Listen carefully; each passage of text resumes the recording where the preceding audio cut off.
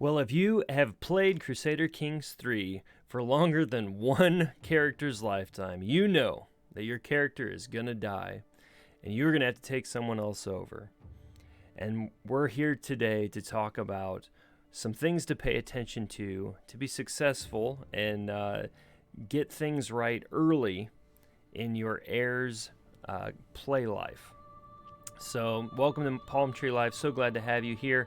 I'm going to go over 3 specific areas to check. And as you get better playing this game, these are going to become fast. In fact, some of you may do this just naturally. And frankly, some of you may not even care about some of these things. But I want to give you a few things to check after you succeed and take over a new player character, because it'll only benefit you moving forward. And we want to make you as successful as possible so that you enjoy playing the game and keep wanting to play the game, because this is a really fun game. So let's get into these areas to keep in front of us as we take over with a new player. With your new player, you want to go into your lifestyle tree, and you can see what education your player already has and what perks they've already received within that tree. If you really want to try to reset the perks for a stress penalty, you can do that. But otherwise, if you like where they headed with it, you can just keep going with the tree that they have. You can also switch it to a different tree if you want to pursue something else. So if you may want to pursue something more military on the martial side, you want to pursue something more for domain taxes or domain limit. Maybe you have intrigue that you're trying to pursue, or even learning. If you're trying to advance the culture a little bit, you may need to do those things. Also, you want to check your stress level when you take over a new player character. You are not going to start off at 0 like you did with your original player character, and so you're going to want to make sure that you have checked where their limit is. They could be at level 3. You just need to pay attention to that so you know how close you are to a mental breakdown. You need to be aware of that. You also want to check your player's personality traits. So you may be aware, if you've paid attention to who your player area is, and maybe you even were able to educate them, you might know. But you do want to remind yourself, because you're going to take on stress or lose stress differently with different personality traits. They're also going to have commander traits. They're going to have positive traits that they've earned. They may have negative traits that they've earned through taking on stress. So you want to be aware of all those things. They may have made decisions that would give them bonuses or give them deficits to different categories and traits that they have. So you want to be aware of all of those different aspects of your character. Make sure you pay attention to their culture and religion as well. You may be handing off the kingdom to someone else, but that does not mean that they didn't switch and convert to another religion, or maybe even in their education were converted to a different culture.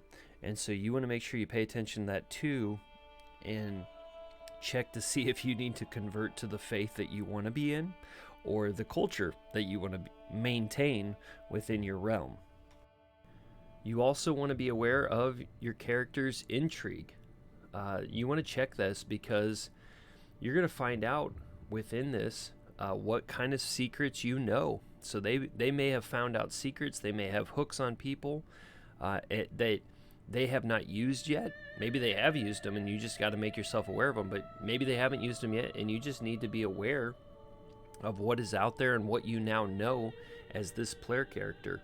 You also are going to find out what people know about you, whether they have hooks on you and they are blackmailing you, or maybe you have some secrets. Maybe you've done some murder schemes and killed a few people, or seduction schemes, or befriended some people, or you need to know the schemes that are underway with this new player character.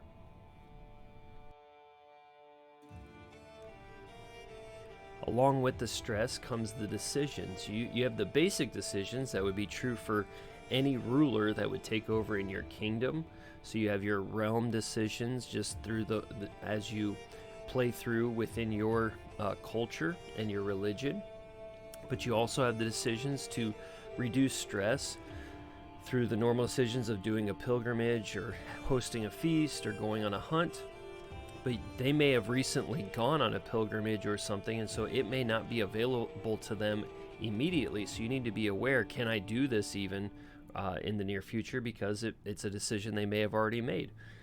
You have the normal inviting claimants and champions, but also there may be some other decisions that are available to you because of the personality and education of this player character. You may be able to make other decisions that would benefit you just because they have that within their who they are as a character. So you want to pay attention to those things as well. The second area of your new player character that you need to be paying attention to is their relationships. You need to pay attention to your physician. Do you have one? Do you need to get one? Does your physician hate you? You need to pay attention to that. You need to check your court. Do you have any guests in your court that you need to maybe hire out and add into your court? Or maybe they have significant claims on titles that you want that you could bring in. Or maybe you need champions and you could add them into your knights and your champions. Do you have some that you need to marry off? Do you have some children that you need to add as wards? Those are all items that you need to pay attention to in your court. You also need to pay attention to your council. If you are married, if you're not, you may need to add a spouse. But if you are married, you're going to have to pay attention to your wife there. You're going to have to pay attention to your religious leader. Do they like you, where they are making sure that you're getting those religious holdings within your kingdom because they're in favor of you? Do you need to add the counselors? Most likely with every playthrough, with a new character, you have to add the counselors. And so are there powerful vassals that you need to add into your council? Have your counselors, are they set at the right task that you want them to accomplish? Or do you need to change the task that they are currently doing? Have you changed your wife to benefit you most from the spouse tasks? These are all things to check within your council. Then you need to check your relationships within your player card. How many children do you have? What are they being educated? Do you have siblings that you need to pay attention to? Do you have any wards? Can you add wards and educate some other people and be their guardian? Do you have any lovers or soulmates? Do you have friends? Do you have rivals?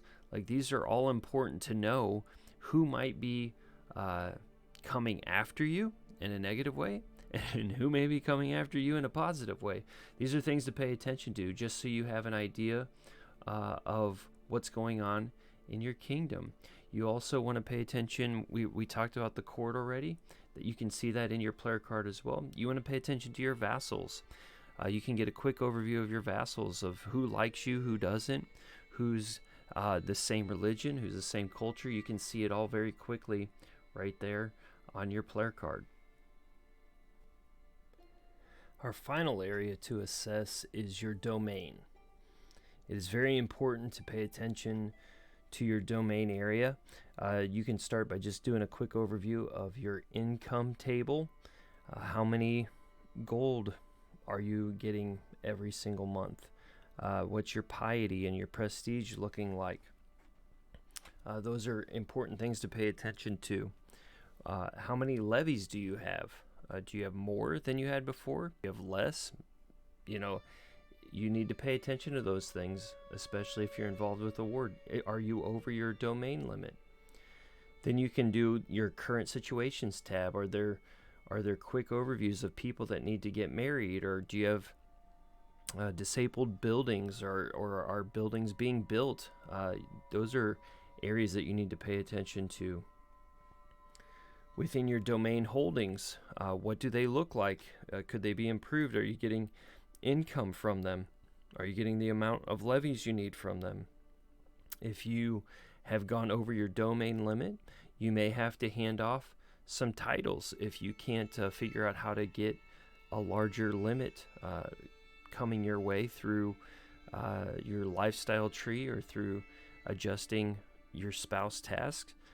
You may have to grant a title to another vassal to get under your domain limit. What does your crown and tribal authority look like? Do you need to lower it as you're assessing things? And you may even see that here in a second with your factions. But what does your succession look like now that you've taken over? Who is supposed to succeed you? And what is that looking like? And do you need to assess if you need to adjust some titles based off how your succession is working? You can do a quick look at who your allies are that may have switched based off who you, as a new player character, have given your children off to be married to, who they have married, maybe just allies that you've created as a result of being diplomatic. You may have had friends and created allies. Maybe you have truces where you've already had a war with someone, and or you've raided them or something, they've attacked you, and you have a truce with them. Maybe you're at war with people. That is another thing to pay attention to, just to assess what is going on in the kingdom now that I have taken over this player. It is very important that you pay attention to your factions as you come in as a new player. You're going to have an automatic negative for your short reign, and so people are just going to naturally have a negative opinion about you because you haven't been around very long. And so when you're looking at these factions, what's happening? Is it factions of people wanting independence? Are they factions of peasants just not liking the control or what's been happening in their specific domain? Is it claimants, like people have claims on your specific title holdings and they are trying to take those claims for themselves? What's going on with those factions, and can you sway enough people and do enough to lower those factions before they become very dangerous and attack you? Well, you need to pay attention to those. One last area that is very, very important to pay attention to is if you are already at war. Sometimes it can be a minor war, especially if you go from minimal holdings to a large kingdom and you've taken it over, but it can be significant too, and so you need to pay attention to the wars. How many champions and knights do you have? Before, you may have had many more knights with your previous. If your previous character was martial and this one is not, you may have more knights than you did before. You need to pay attention to that. What are your men-at-arms looking like? Have they shifted and changed now with this new player character? Did you gain more of them, which may cost you more gold or prestige if you raise all of them?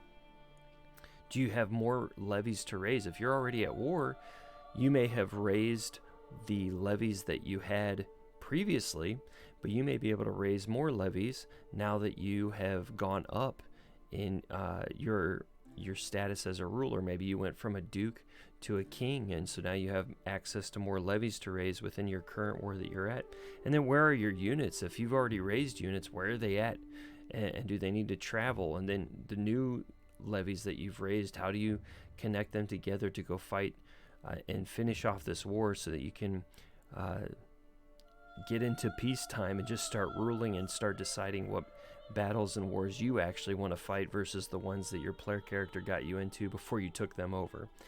These are all important areas to pay attention to as you take over a new player character.